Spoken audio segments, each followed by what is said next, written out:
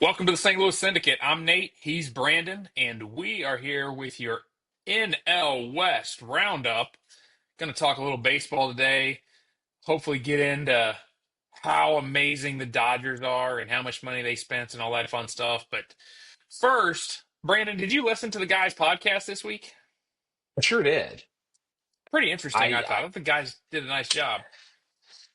yeah, it's very interesting when you go down the road of talking about superstitions because I Like, surely don't believe in them, but then participate in them more seemingly for like um just a pattern of behavior or a thing to do more than believing they actually work.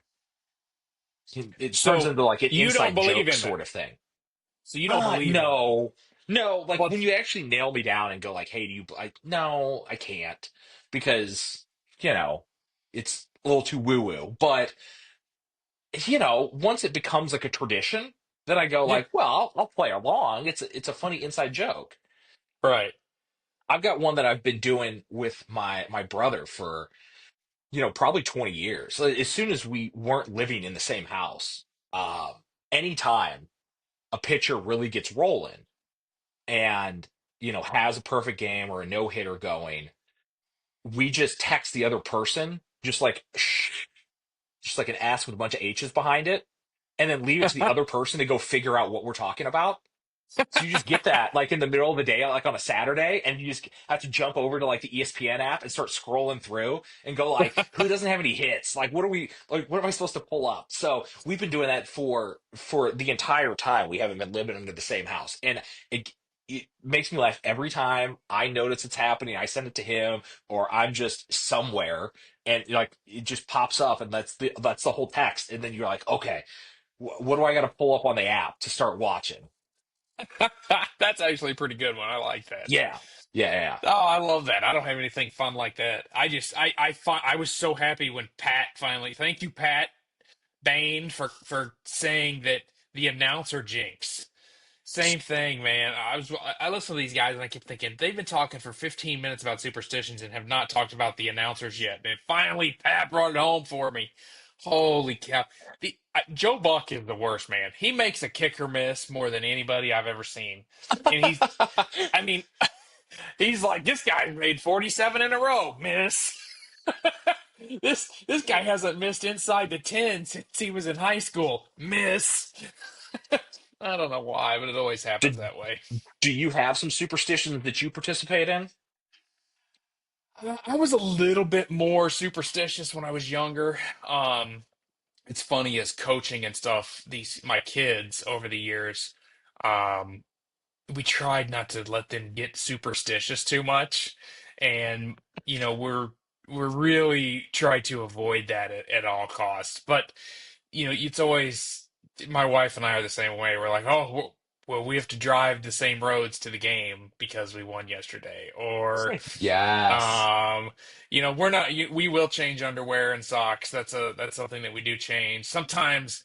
Like I've got hats. I'm a hat guy, clearly, right? I mean, I got my Right. hats. I wear a different hat every podcast, but if you look at it, there was games when we're winning. I don't change hats. And I know Sure. nobody else knows what I'm doing, but I go to the hat drawer that I've got and I pick it up. I'm like, oh, well, I'm not changing today. It's this hat. So I really only The do it with my clothes are the kids, fun though. one. The, Yeah. the the clothes are definitely the fun one. I think the Chiefs hoodie that I've been Yeah. wearing since the first time I went to a Chiefs game in person with my wife. Um, is finally retired after this last ass whooping at the Super Bowl. But that was one that kind of every time it became a big game, it was like, okay, I'll get the hoodie Yeah. out for her, and it's literally like falling apart. And I just went, okay, after sitting wearing that through that beating, I was like, okay, maybe it's time for a new You could retire it. superstition. Yeah, that one just needs to get put away somewhere, and maybe we find a new one Yeah. to root for her team. Well, superstitions are fun. I just, my 2 cents being a coach, I don't understand bills. aversion to strategically putting somebody in the game to help you win it. On corner kicks, apparently he does not substitute when most of the English speaking world does substitute. And then a lot of the non English speaking world does it when you're supposed to substitute. Now, having a superstition that actually hinders the outcome potentially of a game or a contest for children, Bill, just checking you, buddy. Well, it must work out all right, It you does. know. The kids know. They laugh about it. It's fine. Like you gotta have something that if you're not gonna call it superstition, you're at least gonna call it tradition and go, Yeah, there you go. this is how I do it. It's a thing we do. We all know it. It's an inside thing, and that's kind of where my head always goes with a superstition. Like I don't think it's actually gonna change anything, but I think it Yeah. builds some camaraderie between people to go like Hmm. we have it's kind of an inside jokes, that same sort of thing. So that's where my head always goes with those is like let's try I to make like it it. funny, let's try to make it a thing that the whole team knows about, and then we can build off of it. Yeah. I'm a little superstitious that if we don't make fun of their podcast at least once as an episode or a segment series we record, that, Sure. maybe people are going to quit watching us. So I think our new superstition is that we're going to continue to try to find things to poke at for the Sandman It seems guys. like a good plan. I always got Why not? thoughts. Yeah, why not? That's half the reason I got into this. Yeah, exactly. Yeah. The other half is you can Trying to make tell me some on a money. different day. Yeah, there you go. Make some money. Or share your thoughts so others can make money. Well, right. We do it as a group. We do it as a group. Sandman Sports, while we're talking about groups, Brandon, tell me why the Dodgers are going to win less than 103 games. Because I think they're gonna, but I want to hear That your is a opinion. hilarious over under. I mean, I I have you you have to be a real homer to go the floor for my team is going to be 104 wins. Right. Because that's really when you're going, hey, I'm going to lock up money for the next 6 months. So I think that, whatever you're getting minus 110 at this point, it's so sure that it's going to go over 103 and a half that I can lay some of my cash out there that I could be using day to day, and we're gonna be comfortably over 104 wins. That just it seems mathematically implausible. So I would be with you on the under. I also am just kind of worried that when you spend just an unending stream of cash that like yeah maybe they will just it'll be the beginning of you know August and you'll be like oh like we're already kind of closing in on this number and you're like Yeah. Yeah, okay like cool like 115's in the realm. yeah yeah like that was just a straight beating of these other four teams that are all fairly middling other than the Padres. And Yeah. yeah, I do you have something real specific that jumps out at you that made you go like I'm definitely going with the under? No, for me it's just injuries and sustainability. They've Sure. thrown a lot of money at this and they've driven this lineup in Vegas and you and I both know that man, this is a numbers game. And that's what we try to talk to everybody at Sandman Nation about is really look for the best line and the best number possible. And this just makes no sense to me as a number. I can't even tell you right now what my dollar amount was I got if it was, minus 110 or whatever. I can tell you that because I went and I did a bunch of them all at the same time and they all ran together in my head, which is which. But I can tell you that the 103 stood out to me as something that is Vegas moving a line because there's so many people taking the over Yeah. that it had to be moved. I mean, when I look at their lineup, I mean, here's the lineup, right? The top four hitters are Shohei, Betts, Freeman, and Teoscar Hernandez. Amazing, right? After Yep. that, Max Muncy's okay, pretty good. Will Smith's okay, pretty good. These guys have been pretty good. Are they great? No. If you put Max Muncy and Will Smith on the Cardinals, would you think we're World Series contenders? You're right. No. No. If you put them on the Yankees, would they be any different than what they are right now? No. If you put them on the No. Rays that we just reviewed, are they going to carry the Rays? Michael No. Conforto, same, right? Just kind of. Right. He's been playing Fine. 8 years. He's Yeah. fine. Tommy Edman, we lived with Him him in with our St. buddy. Louis. Yeah. He had a good postseason. We know what he can do. Hmm. I just don't see the depth. I do like Chris Taylor off their bench, but they're a little older, a little longer in the tooth on the bench. Their pitching's got to hold up. I don't know if the top four can carry him to 105 wins. I just don't know if they can do it. Well, and the thing that's always working is that they have a bullpen that, Yeah, like, if the starters They do got their a good jobs, bullpen. They got a good bullpen. and you shorten the game and those top four hit, and again, you look at the rest of their division where they're going to be picking up wins. It's still just mathematically you go, okay, so you're winning, 80% of your games all year.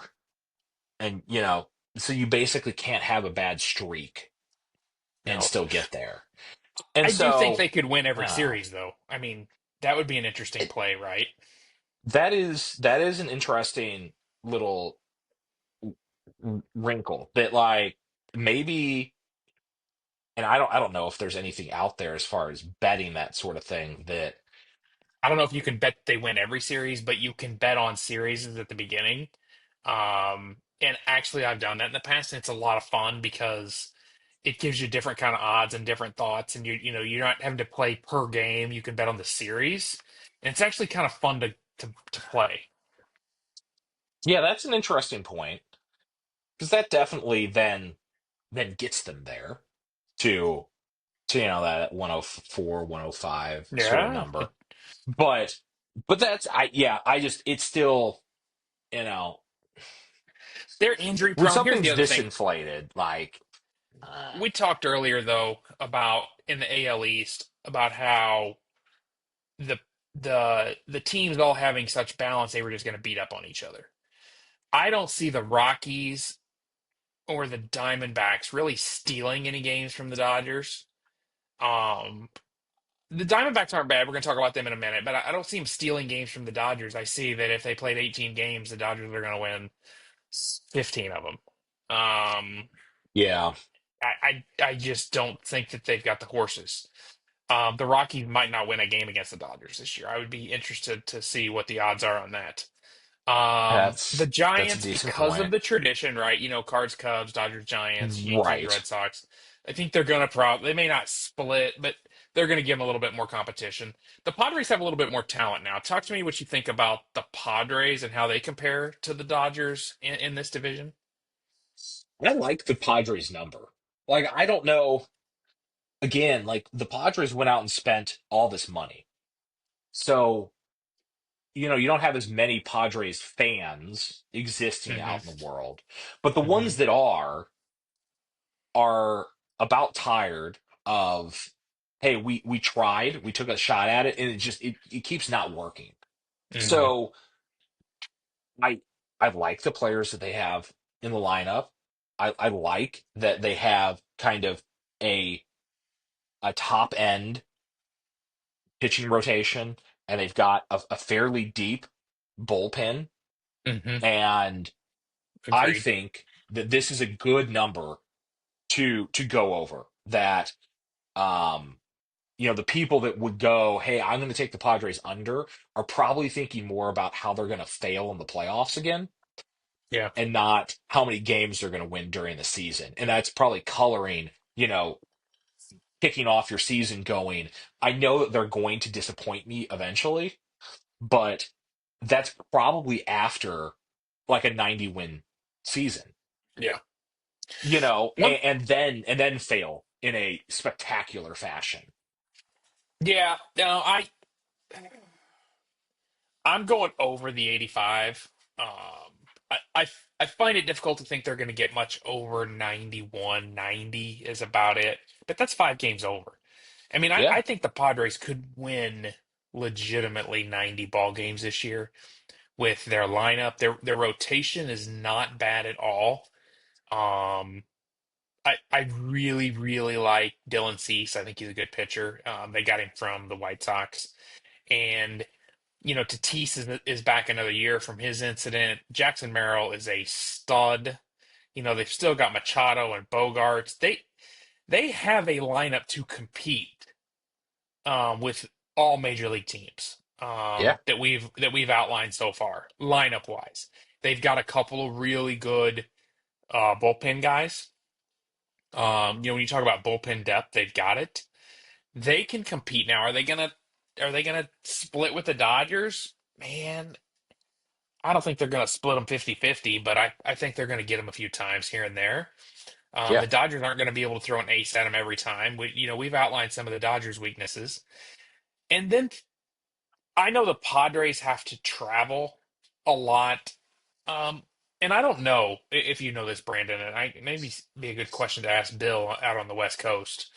But like I know that as a Cardinal fan and as a Midwesterner, we don't like it when our guys have to go do West Coast trips.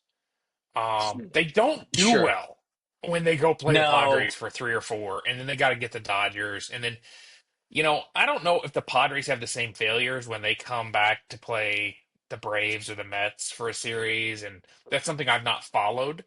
I would think that that might be a thing, but I know that when the Mets have to go out on their West Coast trip, they don't like that either. I feel like it's harder on the teams going east to west than it is on the teams going west to east. I don't know why I think that, probably because I'm a dumb Midwestern homer. Bill, clarify that for me in the next podcast. But honestly, I think that helps them get to their over total. yeah, no. I think that the people that yeah, anecdotally, without like trying to split all the numbers apart, it does seem like the West Coast teams do not have the same sort of sustained issue when they travel east, as you see starting about where we exist and east of us when they got to Yeah. go out and do the West Coast run. I don't know if it's because they try to stack them up and then you do 2 or 3 series in a row, and you're playing at a weird time for your body. You know, it's enjoyable for me to know that, I can start watching baseball at 9 o'clock at night. But it's got to be a killer for Yeah. everybody that's going out there. So, um, I would tend to agree with you that they probably pick up a good team picks up a couple of extra wins because Hmm. they can take advantage of somebody showing up game one and not really, internally being ready to deal with the time change. Yeah, and as a better, you got to really think about those things from game to game, betting series, wins we just talked about. How many times does a team have to go out west to play the Padres, where maybe they just came off of a tough series against the Mets, or maybe they had a late getaway game, like they had a late game that ended at 11 o'clock, and they got to play. They get one day off, but they got to be in you know on the West Coast in San Diego for a 4 p.m. start game in their bodies, which is 7 o'clock their time. Which turns into 10 o'clock. It's like they're like, oh my God, I'm exhausted, I'm Right. wiped out, I've lost my travel, I don't know my bearings. You know, Potentially those first games of the series is before they get rolling are the ones that you can maybe find an edge. Yeah. No, I agree. So, all right, on to the Diamondbacks. I spent a lot of time there on them. What do you got on the Diamondbacks? With what your thoughts are? I think this is a middling team. Mm. Like I think that they are very much kind of in the same sort of like culture place as Boston. That they Mm. feel when you're watching the games and you're going like, do you guys have a thing. You know, you look at their lineup and you go, this is fine. Yeah, You've got a nice top of the lineup. Um, you've got an ace, like a true ace. You've yeah, got a bullpen that are some like solid arms, and then you watch them play and you go, most of the time you're just kind of getting drummed and you're not yeah. executing. So to me, do I go like it's like a dead under? No, but like that's the way I would lean. It's way easier for this to go wrong than for it to go right. So that's definitely the way that I would lean. I was just sitting here looking at their bullpen. Um, I find it interesting. They've got a pretty good bullpen. Two of their lowest ranked guys in their pen, Shelby Miller, remember him from the Cardinals years Uh-huh. ago? He was a Oh non-roster yeah. invite, Yeah. so he won't do anything. But they've got Jordan Montgomery hanging around out there. And he's a nice lefty. He played for the Cardinals for a little bit, then he went to Texas, won the World Series with Texas. Yeah. He has a nice bounce back year. Right now, He'll it be able says to eat up power some rankings, innings. he's 479. He will definitely be a top 100 reliever before the end of the season if he stays healthy. That couple, I really like their bullpen.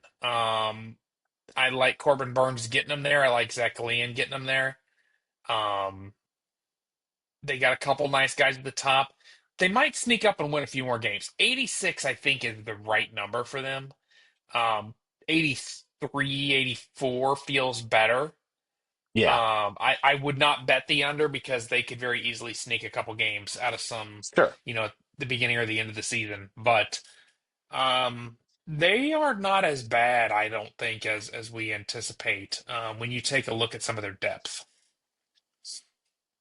They may, it you always have a couple of those teams that show up and solidify. But coming off of Yeah, watching them last year and going, yeah, this is fine. yeah, Like they never really had an identity. they They're just didn't. kind They of in didn't. this dead zone in between like the whole like West Coast and then everything out from Midwest to East. They're them and the Rockies just kind of sit there in that Yeah, mountain time zone, and you go like you guys are going to have an identity to like break through, and they just yeah, don't seem to have that for absolutely. me. No. Last two teams we're going to cover. You mentioned the Rockies. We'll talk about San Francisco first. San Francisco's sitting at 80 wins. I don't necessarily see them being able to get to 80 wins. They feel much more to me like a 75 win team. They've got a couple of players, and that's it. I don't, they're not consistent in power rankings of players. They don't have depth. They don't have guys coming off the injuries. Their minor league system is suspect at best. When I look at them as a whole, I don't see this team doing much more than getting their tails kicked in and them just giving the Dodgers fits. Yeah, no, I would agree. The only thing to take away from this is I want to see Verlander pitch in the stadium. But other than that, like I just there's nothing that pops out. Like they're always a team that has a drive. So I don't ever see them just like bottoming out and going like, "Hey, Yeah, we won 45 games this year." So yeah, there's I don't always see that that. chance that they get up around that number, which would just take me off of it altogether. But I would definitely lean towards the under. Yeah. And then rounding out with the Rockies at 58 and a half. Um, that is a complete no play for me. I think the Rockies are terrible, and my only play would be the under of this, but they're so I just they don't even have they have nothing. Yeah, Um, I don't know what the plan is. I mean, You outside of know, Nolan Jones, I don't even know if they have a top prospect that's ready. And Nolan Jones is out there, and he's not even doing that good. So they're struggling. Their lineup, top to bottom, they have one guy in the top 100, and everybody else is in the 300s. They're going to get just rocked from a pitching perspective this year. There's no depth in the bullpen. There's minimal depth in the lineup. This team's in trouble. I mean, if they win 50 games, they'll be lucky. Yeah. Yeah, I think that yeah, this is just one of those ones And that I actually might play under on this one.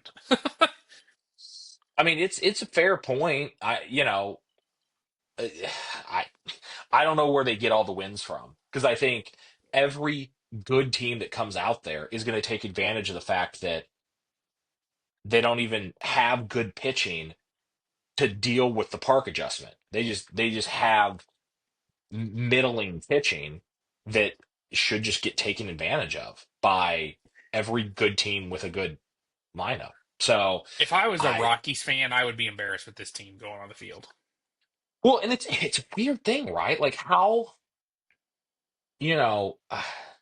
It's really the only team across professional sports, at least that comes to mind, where you just go, like, we have a location issue with playing this sport. And you just go like, I don't know enough about it. I don't watch enough of the Rockies because, they've only been good a couple of times. And then they just go right back to seemingly being taken advantage of by their own location on Earth. So Yeah, yeah, I don't know how you build around like they're gonna have to get somebody that really has a plan to build yeah. a team that takes advantage of the fact that this is where they play half their games. And they don't have that.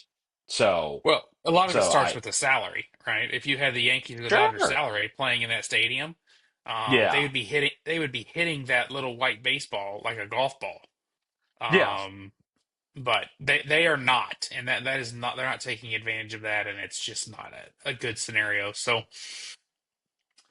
this one is Dodgers all the way, man. Padres will sneak in and get a few. Arizona, I Yeah. think, is going to be sneaky good. San Francisco and Colorado bad. Yeah. That said, I good luck with agree. your bets, fellas. Have a good one. Cheers.